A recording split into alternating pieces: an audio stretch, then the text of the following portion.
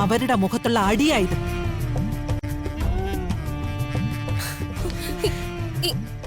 അതെ, അവിടെ എന്റെ മുറിയിൽ ആഭരണങ്ങളൊന്നും കാണാനില്ല.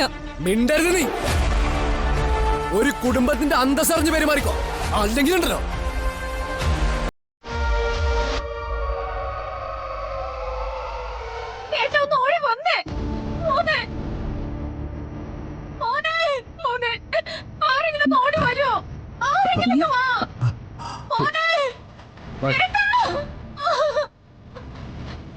മോനെ ഗൗതം, ഗൗതം, ഗൗതം, ഗൗതം, ഗൗതം, മോനെ കണ്ണു തുറക്ക്. ഗൗതം, ഗൗതം, ഗൗതം, ഗൗതം,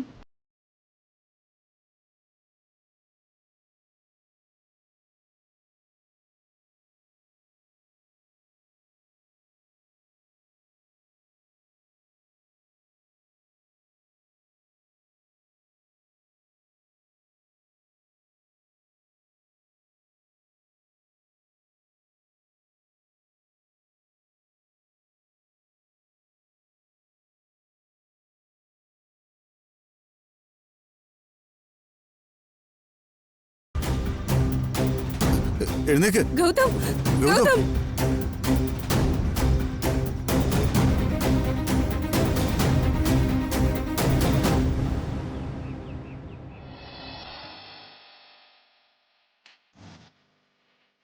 മാഡം,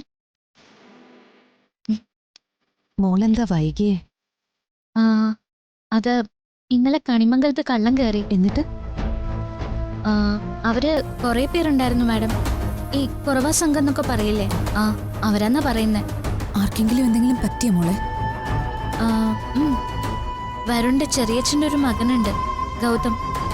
അയാളുടെ തലയ്ക്ക് അടിയേറ്റിട്ടുണ്ട്. അയാള് ഇപ്പൊ ഹോസ്പിറ്റലിലാ. വല്ലാത്തൊരു കാലമാ. ആൾക്കാരുടെ ജീവനും സ്വത്തിനും ഒന്നും ഒരു സുരക്ഷയുമില്ല. മോൾ ഇവിടെ ഇരിക്കെ. അല്ല, കുഴപ്പമില്ല.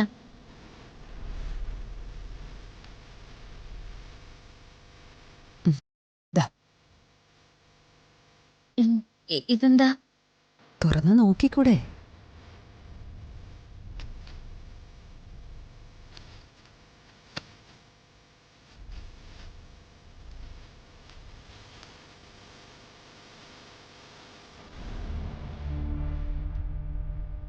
ഇതെന്തിനാ ഇപ്പൊ ഡ്രസ്സ്? എന്തെങ്കിലും വിശേഷമുണ്ടോ? അമ്മമാര് മക്കൾക്ക് ഡ്രസ്സ് എടുക്കുന്നത് എന്തെങ്കിലും വിശേഷം ഉണ്ടാകുമ്പോൾ മാത്രമാണ്. എനിക്ക് തോന്നി, ഞാൻ എടുത്തു.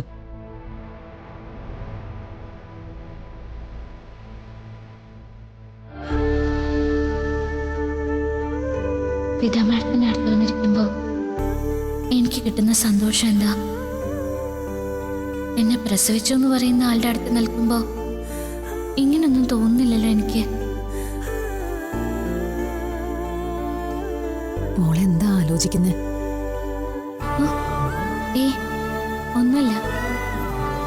ഈ സ്നേഹത്തിനൊക്കെ എനിക്ക് അർഹതയുണ്ടോന്നാ.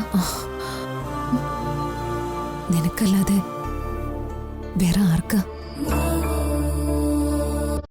എന്റെ ശ്വാസം തന്നെ ഇപ്പൊ നീയല്ലേ? മോളെ,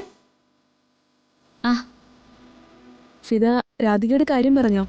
ഇല്ല, പറയാൻ തുടങ്ങുകയായിരുന്നു. നമ്മളൊരു വലിയ മ്യൂസിക് ഡാൻസ് ഇവന്റ് സംഘടിപ്പിക്കുന്നു. സാധാരണ ചെയ്യും പോലെ അല്ല, ഒരുപാട് വലിയ ഗസ്റ്റുകളെയൊക്കെ വിളിച്ച് നമ്മുടെ ഒരു പ്രസ്റ്റീജിയസ് പ്രോഗ്രാം. അത് നല്ല കാര്യമാണ് മാഡം. കാര്യമൊക്കെ നല്ലത് തന്നെയാ. ടോട്ടൽ പ്രോഗ്രാമിന്റെ ചാർജ് രാധികയ്ക്ക് കേട്ടോ. അയ്യോ, എനിക്കോ? ഇത്രയും വലിയ പ്രോഗ്രാമൊക്കെ ഞാനെങ്ങനെയാ ചെയ്യുന്നത്? ഒറ്റയ്ക്ക് ചെയ്യണമെന്ന് ആരും പറഞ്ഞില്ലല്ലോ. മോളും കുട്ടികളും കൂടി പെർഫോം ചെയ്യുന്നു.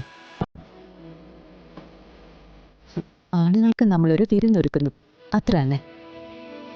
മാഡം, ഞാൻ പെർഫോം ചെയ്തോളാം. പക്ഷേ ഈ വലിയ വലിയ ചുമതലകളൊന്നും വേണ്ട. ഇതെൻ്റെ മോളുടെ കഴിവ് തെളിയിക്കാൻ ഞാൻ ആരംഭിക്കുന്ന പ്രോഗ്രാമാ. തിടുക്കമൊന്നും വേണ്ട, പ്രാക്ടീസ് ആരംഭിച്ചാൽ മതി. ഓരോന്നോരോന്നായിട്ട് നമുക്ക് ചെയ്യാം.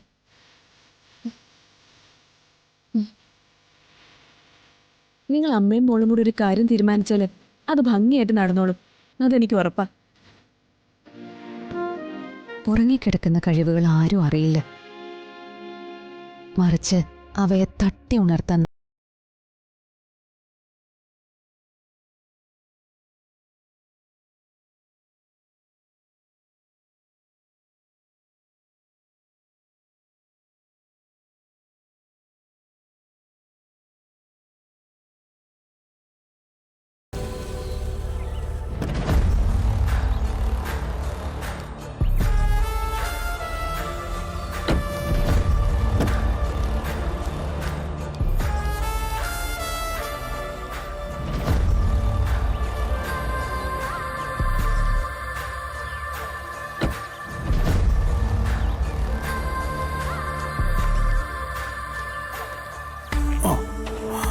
പതിയെ ആ അങ്ങോട്ടിരിക്കും. അയ്യോ മോനെ, എങ്ങനെയുണ്ടടാ നിനക്ക്? കുഴപ്പമൊന്നുമില്ല. സംസാരിക്കാൻ ചെറിയ ബുദ്ധിമുട്ടുണ്ട്. എന്നാലും ആ ദുഷ്ടന്മാർ ഇങ്ങനെയൊക്കെ ചെയ്തു കളഞ്ഞല്ലോ. മോനെ ഗൗതം, വേദന നല്ലോണം ഉണ്ടോ? പിന്നെ ഇല്ലാണ്ടിരിക്കോ? തലയിൽ കെട്ട് കണ്ടില്ലേ ഏട്ടത്തി? പാവം എന്റെ മോൻ. അല്ല മോനെ, ഈ വീട്ടിൽ കയറിയ കള്ളന്മാരെ നീ എപ്പോഴാ കണ്ടത്?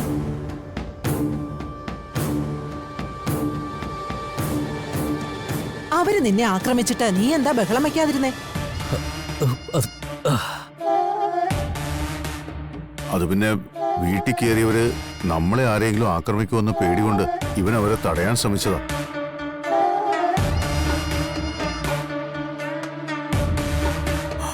അതുകൊണ്ടാ ദുഷ്ടന്മാർ ഇങ്ങനെയൊക്കെ.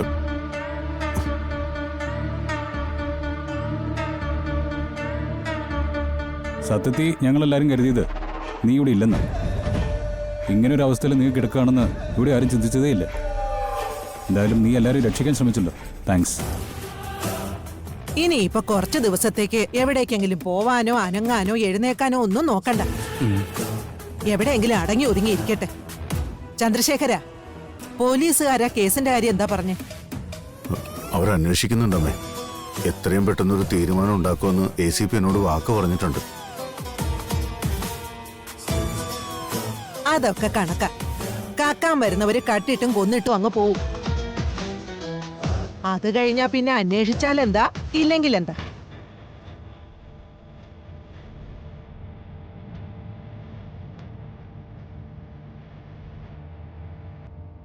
ഉർവശി, ഇന്നിനിയിപ്പോൾ കട്ടിയുള്ളതൊന്നും കൊടുക്കാൻ നിൽക്കണ്ട. ഞാൻ കുറച്ച് കഞ്ഞി ഉണ്ടാക്കാം, അത് കൊടുത്താൽ മതി.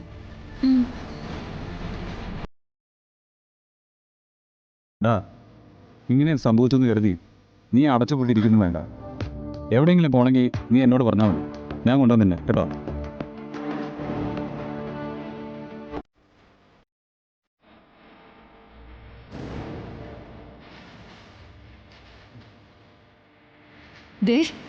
ഇതെല്ലാം നടന്നത് നിങ്ങൾ ഒറ്റൊരുത്തം കാരണമാണ്. നിങ്ങളുടെ ഒടുക്കത്തെ ഓരോ തീരുമാനങ്ങൾ. ഏതെങ്കിലും വഴിക്ക് അവനെ ഒന്ന് ഇല്ലാതാക്കണമെന്ന് വെച്ചാൽ ഞാനിതൊക്കെ ചെയ്തത്. അത് നമ്മുടെ തലയിൽ തന്നെ വന്ന് പതിക്കുമെന്ന് ഞാൻ കരുതിയില്ല.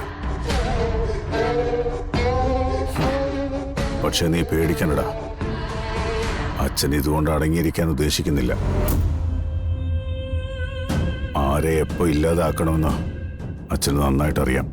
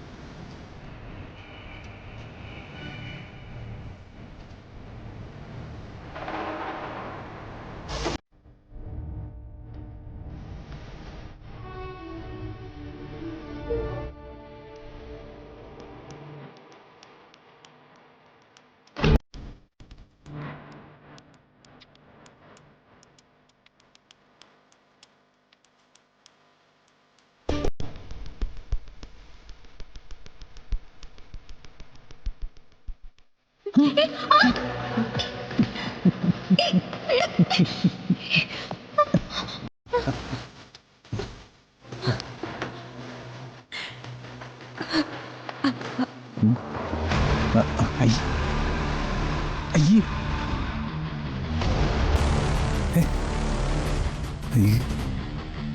അപ്പൊ സ്നേഹം പ്രകടിപ്പിക്കാനൊക്കെ അറിയാല്ലേ?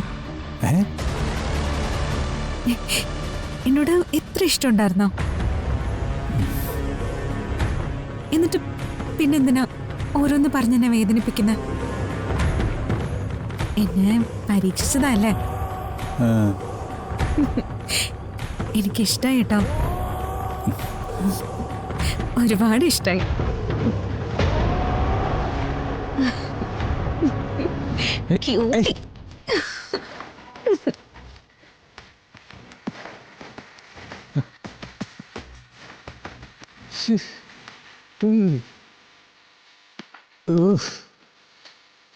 ഇവിടെ എപ്പോഴാ വന്നു? ഇതിന്റെ പേരിലുള്ള പേക്കൂത്തുകൾ സഹിക്കണമല്ലോ.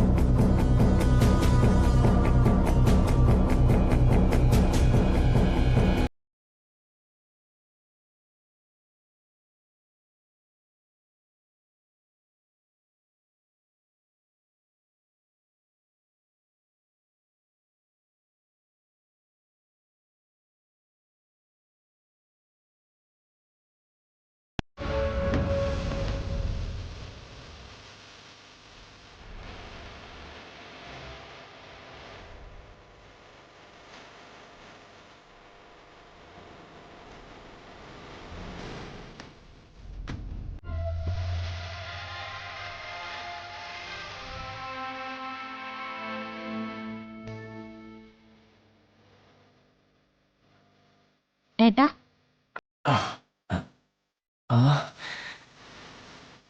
വാ, കണ്ടില്ലേ ഏട്ടൻ നടക്കുന്നത്? പ്രതീക്ഷകൾ മുഴുവൻ പറ്റിപ്പോയിരുന്നു മോളെ. ചികിത്സ തുടങ്ങണം, അച്ഛന്റെ പരിചയത്തിൽ ഒരു വൈദ്യനുണ്ടെന്നൊക്കെ നീ പറയുമ്പോ നിനക്ക് വേണ്ടിയാ ഏട്ടനതൊക്കെ ചെയ്യാന്ന് കരുതിയത്. നിന്റെ നന്മയില്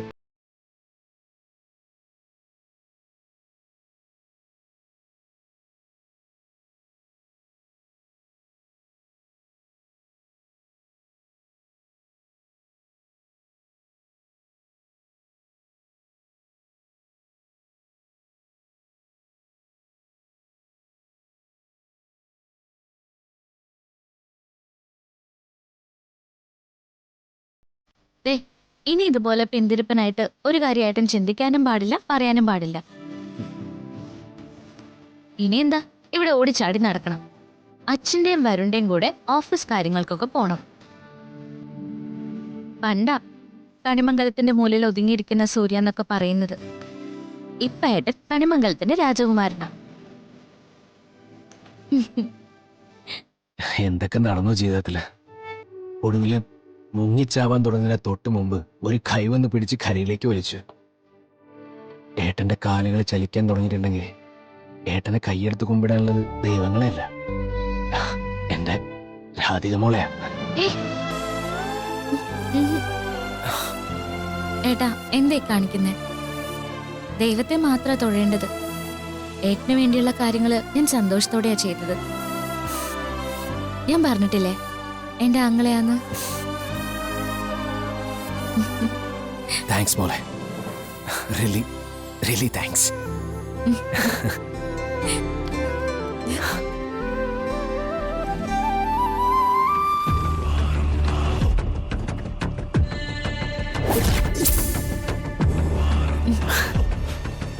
ആഹാ, ഇതും തുടങ്ങിയോ?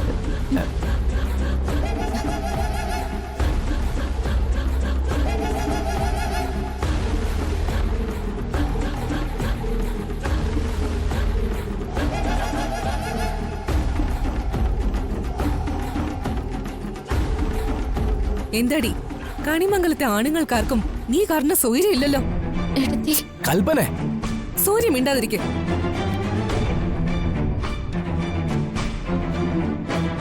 നിന്റെ പ്രാർത്ഥനയാണ് സൂര്യയുടെ അസുഖം മാറ്റിയതെന്ന് ഇവിടെ ചിലർ പറഞ്ഞു കിടക്കുന്നുണ്ട്.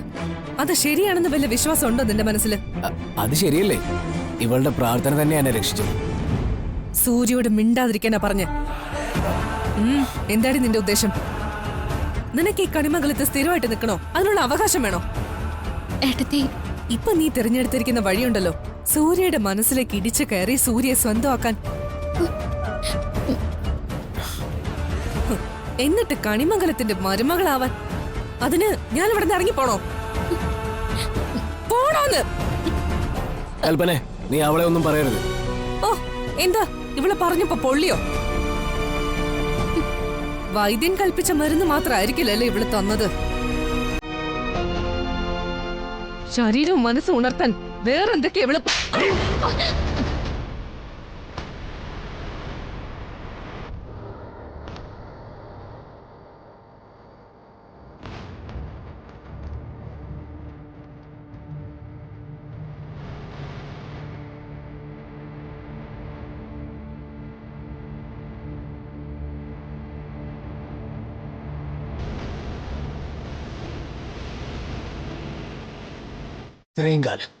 ഇത്രയും കാലം ഈ മുറിയുടെ മൂലയ്ക്ക് വെക്കുന്ന വേസ്റ്റ് ബക്കറ്റിന്റെ സ്ഥാനമായിരുന്നു എനിക്ക്.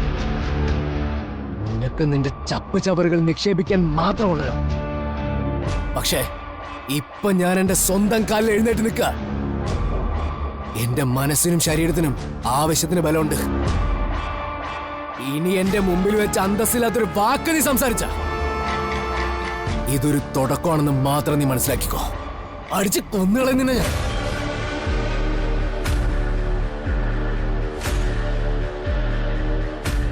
ഈ നിൽക്കുന്നവളുടെ മഹത്വം മനസ്സിലാക്കണമെങ്കിൽ നീ ഒരു 10 ജന്മെങ്കിലും ജനിക്കണോടി.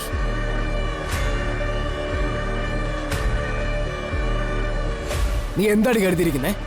പണ്ടത്തെ പോലെ സൂര്യയുടെ മുമ്പില് കണിമംഗലത്തിന്റെ അകത്തളങ്ങളിൽ അഹങ്കരിച്ചങ്ങ് നടക്കാവുന്നോ?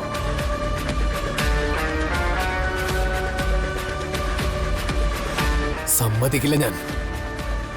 നിന്നെ അനുസരണ പഠിപ്പിക്കാൻ പറ്റുമെന്ന് ഞാനൊന്ന് നോക്കട്ടെ.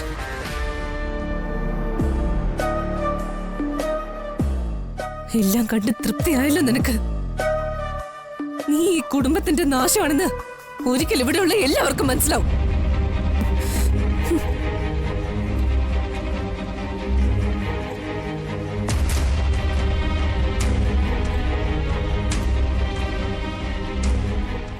സോറി മോളെ.